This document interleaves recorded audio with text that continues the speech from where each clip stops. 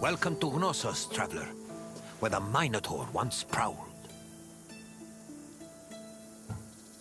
Some say, if you listen closely, you can still hear echoes of the Minotaur's ferocious bellowing.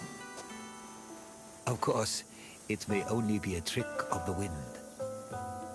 Perhaps.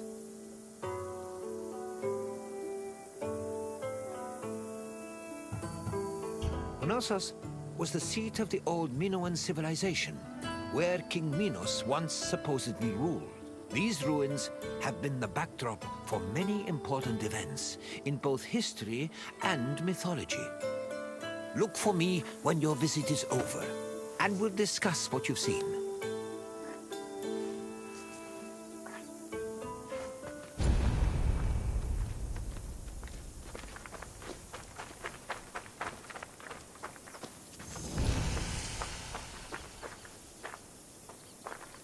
The island of Crete was first settled around 8000 BCE. Over time, significant towns and maritime trade began to develop.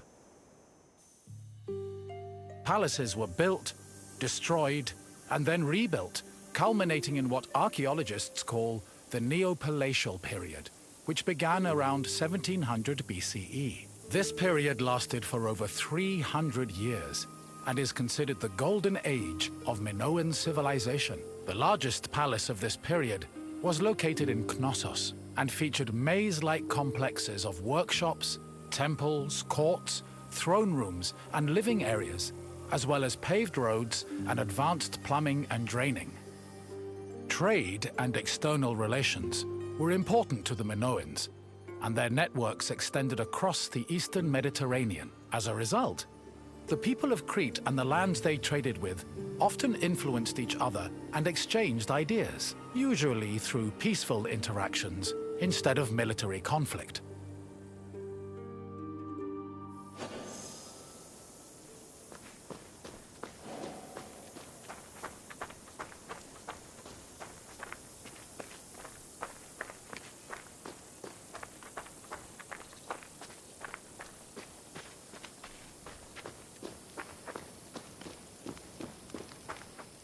The settlement of Knossos was established as early as the 7th millennium BCE. Today, one of the site's most notable landmarks is the palace ruins, located on the Kafala Hill.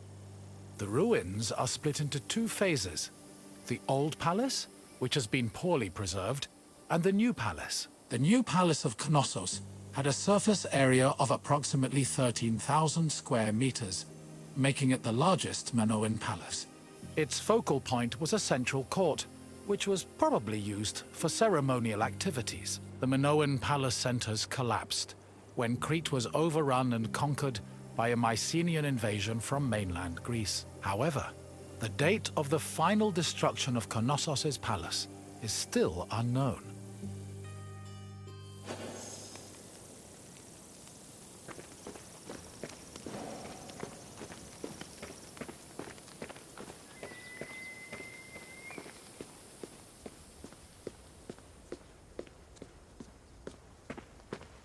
During the new palace phase, the ground floor was dedicated to economic activities and contained large storage rooms. The residential quarters, which notably had toilets, were located southeast of the central court, at the foot of the grand staircase.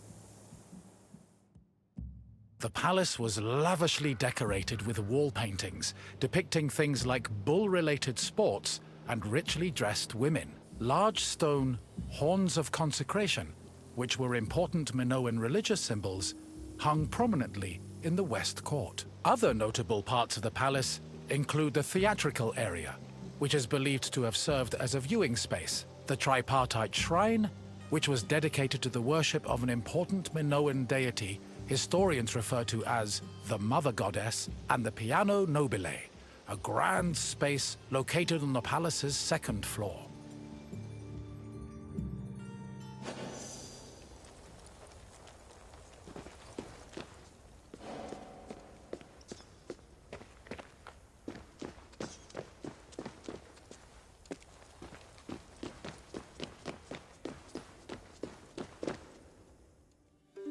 During his trips to Crete, Archaeologist Arthur John Evans discovered several ancient tablets. They eventually led him to define the forms of Minoan writing known as Linear A and Linear B. The Minoans used these forms of writing for recording many things, including business transactions. For example, one clay tablet discovered at the Palace of Knossos was inscribed in Linear B script. The tablet detailed a transfer of coriander, often used in the perfume industry, between a man named Kyprios and another person named Twinon. The deciphering of tablets such as these has given historians great insight into many aspects of Minoan culture and society.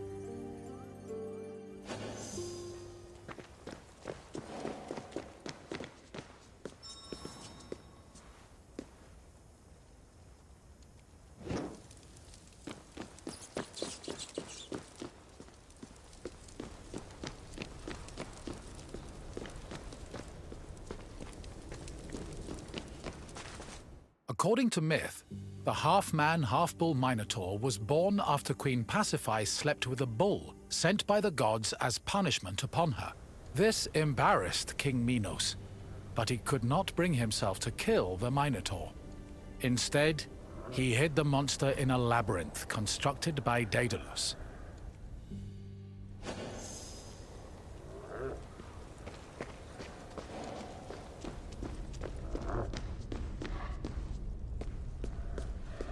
Daedalus was an important figure in Greek mythology, an ingenious inventor. He once became so jealous of his similarly clever nephew that he threw him from the top of the Athenian Acropolis. As a consequence, Daedalus was banished from Athens, though this did not prevent him from being able to get work. In Crete, he was hired by Queen Pasiphae to construct an artificial cowsuit that would allow her to seduce a bull she was particularly taken with due to a curse from the gods. Daedalus complied, and his invention helped facilitate the birth of the Minotaur. Afterwards, Minos conscripted Daedalus to build the labyrinth, presumably as penance for his role in creating the Minotaur. But perhaps the most well-known story about Daedalus involves his son, Icaros, who used wings built by his father and flew too close to the sun, thus plummeting into the sea.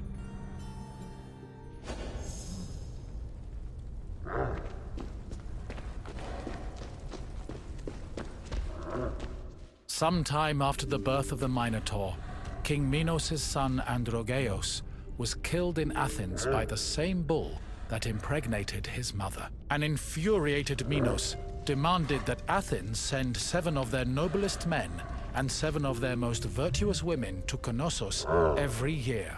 After being carried to Crete aboard a ship with black sails, the men and women would then be cast into the labyrinth to be eaten by the Minotaur.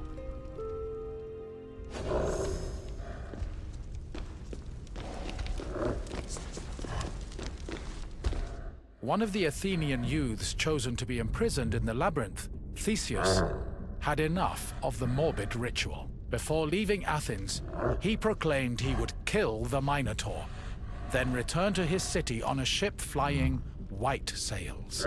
Before entering the labyrinth, Theseus met King Minos' daughter, Ariadne, who fell madly in love with him.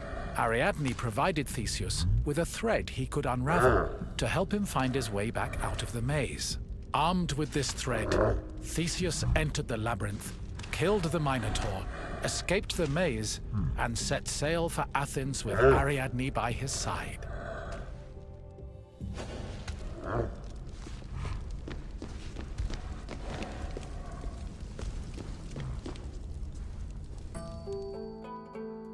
I see you found your way through the maze of ruins.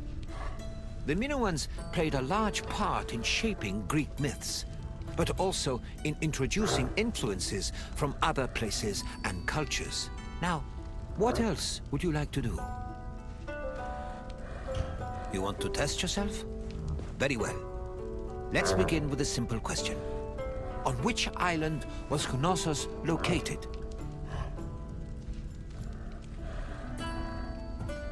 Yes, Knossos was located on the island of Crete. Time for another question.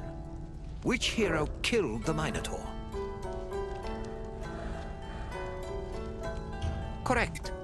Theseus slew the Minotaur, then escaped the labyrinth thanks to some thread from Ariadne. Now for the last question.